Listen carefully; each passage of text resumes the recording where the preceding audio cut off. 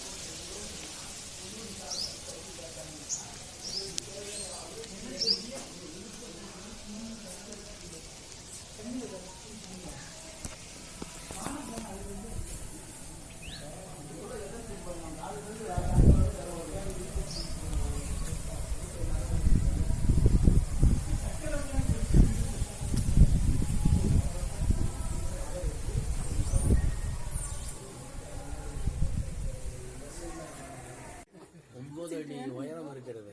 தீப்பிடிச்ச மீதியை கட் பண்ணி வச்சிருக்கோம். இப்பத்திலேயே குறும்பலம் உருவாக்கி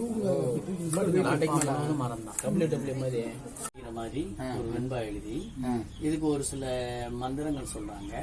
அதை வித்தொலின்னு சொல்லுவாங்க. பிரபஞ்சத்தோட தொடர்படுத்தும். அதை சொல்லி முடிச்சோடனே இதில் எழுதப்பட்ட அந்த கவி பலிக்கும். அதுக்கு பேர் வர கவின்னு பேர்.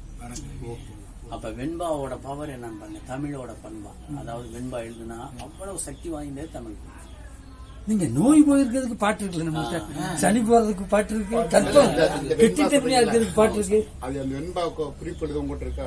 இருக்கு வாங்கி குறியீடு இருந்தாங்க. கழுத்து வரைக்கும் நெஞ்சு தெரியாது. கழுத்து வரைக்கும் ஆடை இருக்கும். அதுக்கு பதிலாக சிவலிங்கம் இந்த மாதிரி இருக்கும். இருந்தா அவை இங்கதான் இவங்கதான் அவை. அதுக்கடுத்து வயசு கொஞ்சம் அதிகம். அவைன்னு எல்லாமே மூதாது என்ன நினைச்சிருப்பாங்க. இல்ல, அதாவது முதியவன் நினைக்க கூடாது. கொஞ்சம் வயசு இருக்காங்க. இவங்களும் அவைதான். இல்ல, 2 பேரு தான் இங்க. இல்ல, அது ஒரு ஒவ்வொன்றுமே ஒரே மாதிரி இருக்காது. எந்த சிலையை பார்த்தாலும் ஒரே மாதிரி இருக்காது. அவனுக்கு என்ன தோணுதோ அதை அடிப்பான். அவனுக்கு என்ன தோணுதோ அதை அடிப்பான். அவன் அங்க இருந்தா இருக்கு இல்லையா, இது வந்து லிங்கத்துக்கு எங்க பாருங்க, எங்க பாருங்க, எங்க பாருங்க, நாகர் அடிச்சு அதுக்குள்ள லிங்கம். நாகர் அடிச்சிருக்கானா, அதுக்குள்ள லிங்கம். இது திருவாச்சி அடிச்சிருக்கானா, திருவாச்சிலையும் யாழினே இருக்கான்.